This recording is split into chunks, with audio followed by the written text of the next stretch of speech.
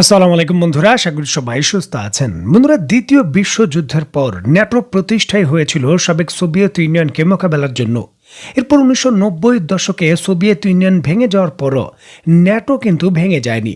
তারপরও কিন্তু রাশিয়াকে, ওই সময়কার ভঙ্গুর রাশিয়াকে বড় হুমকি মনে করত ন্যাটো এবং ইউরোপ, যার জন্য এই ন্যাটোর কার্যক্রম অব্যাহত ছিল।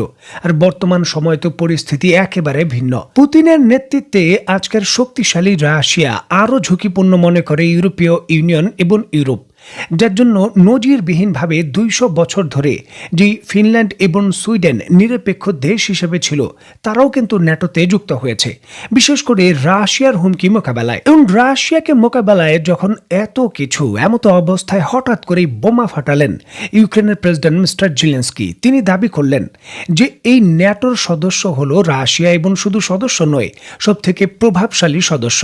এবং এই ন্যাটোর সিদ্ধান্ত রাতারাতি মিস্টার পুতিনের কথায় পাল্টে যায়। মিস্টার জেলেনস্কির এই মন্তব্য ঘিরে এখন আন্তর্জাতিক সংবাদ মাধ্যমে তোলপাড় চলছে। এখানে আপনাদের সুবিধার্থে বলে রাখা ভালো, গত শনিবার মিউনিখের নিরাপত্তা সম্মেলনে একটি ভাষণে মিস্টার জেলেনস্কি তার বক্তব্যে অভিযোগের সুরে বলেন, মনে হচ্ছে এই মুহূর্তে ন্যাটোর সব থেকে প্রভাবশালী সদস্য আসলে মিস্টার পুতিন, কারণ তার ইচ্ছার উপর নির্ভর করে ন্যাটোর সিদ্ধান্ত বদলে যেতে পারে। এই যে মিস্টার জেলেনস্কি অভিযোগ করেছেন সরাসরি ন্যাটোর প্রভাবশালী সদস্য হলো রাশিয়া, এবং পুতিনের কথায় অনেক কিছু চেঞ্জ হয়ে যায়, তার এই অভিযোগের কিন্তু একটা যৌক্তিক কারণ আছে। দেখুন, ইউক্রেনের যুদ্ধ বন্ধের জন্য যুক্তরাষ্ট্রকে 2টি শর্ত দিয়েছিল রাশিয়ার প্রেসিডেন্ট মিস্টার পুতিন। প্রথমটি হলো ইউক্রেনকে ন্যাটো সদস্য পদের যে আশা রয়েছে সেটা ছাড়তে হবে, কার্যক্রম ছাড়তে হবে। আর দ্বিতীয় শর্তটা হলো যে রাশিয়া ইউক্রেনের যেই সকল জায়গা দখল করেছে সেই সকল জায়গা থেকে রাশিয়া কোনো সেনা প্রত্যাহার করবে না, বরঞ্চ সেই সকল জায়গা রাশিয়ার ভূখণ্ড হিসাবে লিখে দিতে হবে বা স্বীকৃতি দিতে হবে। যুক্তরাষ্ট্র এই 2টি শর্তই মেনে নিয়েছে। এবং আপনি ন্যাটোর নেতৃত্ব দিচ্ছেন যুক্তরাষ্ট্র, দর কষাকষিতে বসেছেন ন্যাটোর পক্ষ থেকে রাশিয়ার বিরুদ্ধে। রাশিয়া যে শর্ত দিলে আপনি মেনে নিলেন, কোনো বিরোধিতা করলেন না, দর কষাকষি করলেন না। সেক্ষেত্র থেকেই কিন্তু মিস্টার জেলেনস্কি এমন অভিযোগ করেছেন। এখানে তার জন্য আরও আফসোসের বিষয় রয়েছে। রাশিয়ার সঙ্গে যুদ্ধ থামানোর আলোচনা হচ্ছে ইউক্রেনের, ভূখণ্ড লিখে দেওয়ার কথা হচ্ছে ইউক্রেনের, তবে এই শান্তি আলোচনায় ইউক্রেনকে আমন্ত্রণ জানানো হয়নি। যুক্তরাষ্ট্র এবং রাশিয়া বসে সিদ্ধান্ত নেবে, সৌদি আরবে এই সিদ্ধান্ত হয়েছে। ইউক্রেন কেন, ইউরোপীয় ইউনিয়নের কোনো দেশ বা কোনো রাষ্ট্রদূতকে এখানে আমন্ত্রণই জানানো হয়নি। বিষয়টিকে কেন্দ্র করে ইউরোপীয় ইউনিয়নও কিন্তু অনেকটা আপসেট। যুক্তরাজ্য, ফ্রান্স কিংবা জার্মানির মতো বড় বড় দেশকেও এই সম্মেলনে বা এই শান্তি আলোচনার যে বৈঠকটা হবে সৌদি আরবের ভেতর যুক্তরাষ্ট্র এবং রাশিয়ার মধ্যে, এখানে আমন্ত্রণ জানানো হয়নি। বিষয়টাকে কেন্দ্র করে 3টি পক্ষই কিন্তু প্রচণ্ডভাবে আপসেট যে কি করে ইউরোপীয় ইউনিয়নের বাঘা বাঘা দেশ এবং ইউক্রেনকে ইগনোর করছে যুক্তরাষ্ট্র শুধুমাত্র রাশিয়ার শর্ত পালনের জন্য। কারণ রাশিয়া পরিষ্কারভাবে বলে দিয়েছে ইউরোপীয় ইউনিয়নের কোনো দেশ, এমনকি ইউক্রেনের সাথেও তারা বৈঠকে বসবে না। সিদ্ধান্ত হবে, যুক্তরাষ্ট্র বাস্তবায়ন করবে, আর সেটা আন্তর্জাতিক নিয়ম হিসেবে কার্যকর হয়ে যাবে। রাশিয়া কিন্তু পরিষ্কারভাবে এটা বলেছে এবং যুক্তরাষ্ট্র এটা মেনে নিয়েছে। জেলেনস্কির কথায় কিন্তু যুক্তি আছে যে ন্যাটোর সব থেকে প্রভাবশালী সদস্য হলো রাশিয়া, যদি না হতো তার এই শর্ত মানবে কেন? ধরুন রাশিয়ার পরিবর্তে ন্যাটোর কোনো দেশ যদি এই শর্ত দিত বা এই প্রস্তাব দিত, আমরা আর কোনো দেশকে বৈঠকে ডাকবো না, 2 দেশ বৈঠকে বসে এটা সমাধান করে ফেলবো। ন্যাটোর অন্য দেশগুলো কি মেনে নিত বা ন্যাটোকে আনুষ্ঠানিকভাবে এইভাবে এই আলোচনায় যোগ দিত? রাশিয়ার প্রস্তাবেই কিন্তু এটা মানা হয়েছে। দেখুন, জেলেনস্কি এই জিনিসটা ভুলে গেছে। একটা বিখ্যাত কথা পাকিস্তানের প্রধানমন্ত্রী বলেছিলেন যে ভিক্ষুক কখনো চুজ করার ক্ষমতা রাখে না, যে ভিক্ষা করে সে কখনো চুজ করার ক্ষমতা রাখে না যে আমি কার থেকে ভিক্ষা নেব, কার থেকে নেব না। বেগার কান্ট বি চুজার। মরিচিকার পেছনে ছুটে ইউক্রেন তার সমস্ত কিছু হারিয়ে এখন নিজের যে গৌরব রয়েছে সেটাও জলাঞ্জলি দিয়ে দিয়েছে। পরিপক্ক নেতা চুজ করা, রাষ্ট্র ক্ষমতার জন্য পরিপক্ক নেতা চুজ করা আসলে যে কতটা গুরুত্বপূর্ণ, এখান থেকেই কিন্তু আমাদের জন্য একটা বড় শিক্ষা। যে জেলেনস্কির কথায় বিভিন্ন ধরনের আপত্তি থাকলেও তার একটি কথা কিন্তু সত্য, যে ন্যাটো অনেকটা দুর্বল হয়ে গেছে এবং ন্যাটো ইউরোপীয় ইউনিয়ন নিরাপত্তার জন্য আর কাজ করবে না। ইউরোপীয় ইউনিয়নেরও কিন্তু এই বৈঠক এবং ইউক্রেনের যুদ্ধ সমাপ্তির যে সিদ্ধান্ত নিতে যাচ্ছে যুক্তরাষ্ট্র, সেক্ষেত্রে আরো বড় আপত্তি রয়েছে। রয়েছে। বিশেষ করে সৌদি আরবে কেন এই বৈঠকটির আয়োজন করা হলো?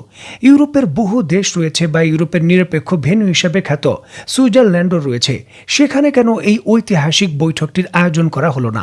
যুক্তরাষ্ট্র আয়োজন করলো না, সৌদি আরবের ভেতর এটা আয়োজন করতে যাচ্ছে। এই ইস্যুটিকে নিয়েও কিন্তু ইউরোপীয় ইউনিয়নের প্রচণ্ড ক্ষোভ রয়েছে।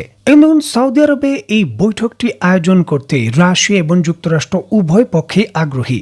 আপনারা নিশ্চয়ই জানেন, ডোনাল্ড ট্রাম্প ক্ষমতা গ্রহণের সাথে সাথেই বলেছিলেন যে আমি এর পূর্বের যখন প্রেসিডেন্ট হয়েছিলাম প্রথম সফর করেছিলাম বিদেশি দেশ হিসাবে সৌদি আরব।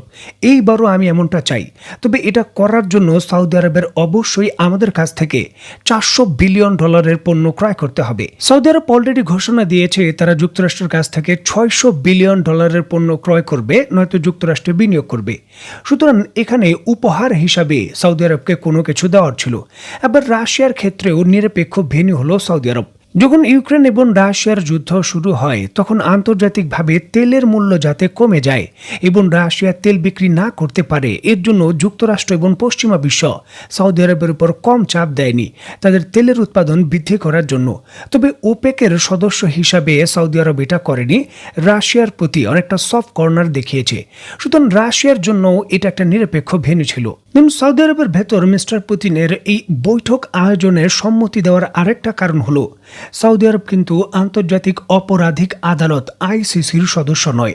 যেই আইসিসি বা আন্তর্জাতিক আদালত 2023 সালে মিস্টার পুতিনের বিরুদ্ধে যুদ্ধ অপরাধের অভিযোগে আন্তর্জাতিকভাবে গ্রেপ্তারি পরোয়ানা জারি করেছে, যেখানে এই সংস্থার অন্তর্ভুক্ত দেশগুলোর ভেতর তিনি যদি যান তাহলে গ্রেপ্তার হতে পারেন।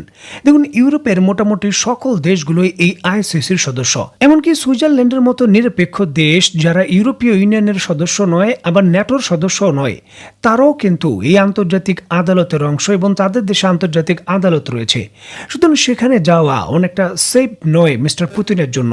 যদিও এই জিনিসটা সহজ বিষয় নয় যে কোনো দেশে গেলেন আর রাশিয়ান প্রেসিডেন্ট মিস্টার পুতিনকে গ্রেপ্তার করা হলো বা সেই দেশ সাহস দেখাবে গ্রেপ্তার করার জন্য।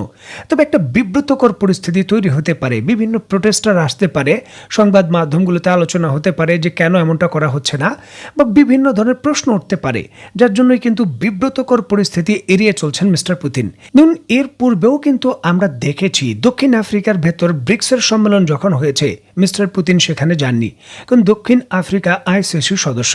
আর এই জন্যই কিন্তু পারফেক্ট একটা ভেন্যু হিসাবে, নিরপেক্ষ ভেন্যু হিসাবে সৌদি আরব কিন্তু ফিট হয়, যার জন্যই কিন্তু মিস্টার পুতিন রাশিয়া নিজেই প্রস্তাব করেছেন সৌদি আরবের। দেখুন, চীনের প্রস্তাব করেও লাভ হতো না, কারণ চীনের ভেতর যুক্তরাষ্ট্র এই বৈঠক করতে যাবে না। সুতরাং সৌদি আরব পারফেক্ট দুই দেশের জন্যই, যার জন্যই এমনটা হচ্ছে। এখন দেখার বিষয়ে যে দুইটি দেশ সার্বিকভাবে ইউক্রেনের ইস্যুকে কেন্দ্র করে কী ধরনের গুরুত্বপূর্ণ সিদ্ধান্ত নেয় এবং ইউক্রেনের যুদ্ধ থামার পর বৈশ্বিকভাবে আবার শান্তি ফেরে কিনা। অনেক কিছু দেখার রয়েছে, রাতারাতি অনেক কিছু পাল্টে যায়। সুতরাং সুনির্দিষ্টভাবে এখনই সকল কিছু বলা সম্ভব নয়। তো বন্ধুরা, গুরুত্বপূর্ণ এই বিষয়গুলোকে কেন্দ্র করে আপনি ব্যক্তিগতভাবে কি মনে করছেন তা অবশ্যই কমেন্ট বক্সে লিখবেন।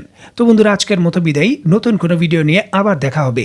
সেই পর্যন্ত সবাই ভালো থাকবেন, সুস্থ থাকবেন এবং বাংলাদেশকে ভালোবাসবেন। আল্লাহ হাফেজ।